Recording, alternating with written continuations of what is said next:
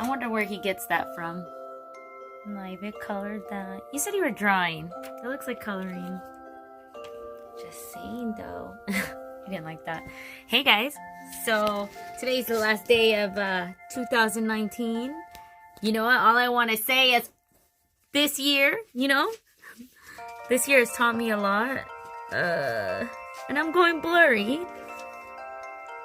Sounds like 2019, to be honest. There you go. But yeah, this year has taught me a lot of a little bit of everything.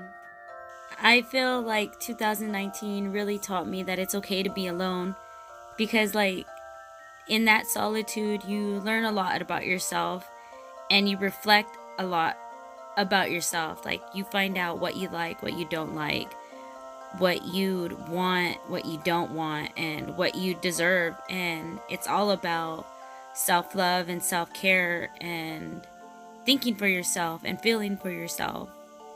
It's healthy. Learning about not only what my good qualities were, but also a lot about my bad qualities, and learning about those who were around me, and some of them weren't healthy, and they pretty much like took themselves out of my life. For me to pinpoint my struggles and work on them was a huge thing for me, because I was so used to being regulated with certain things in my life. And this year I was really able to express how I felt and how I think, and focus on what's really important to me, and that's God, my kids, and my family.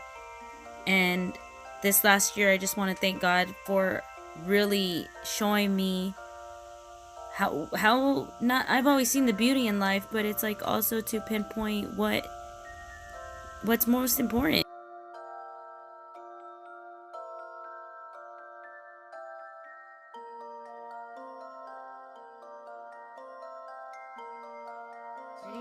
Here's to 2020.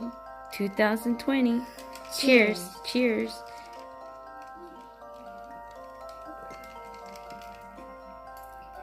Are you sure? No. This tastes It's like up on pee. peach. Are you That's sure? why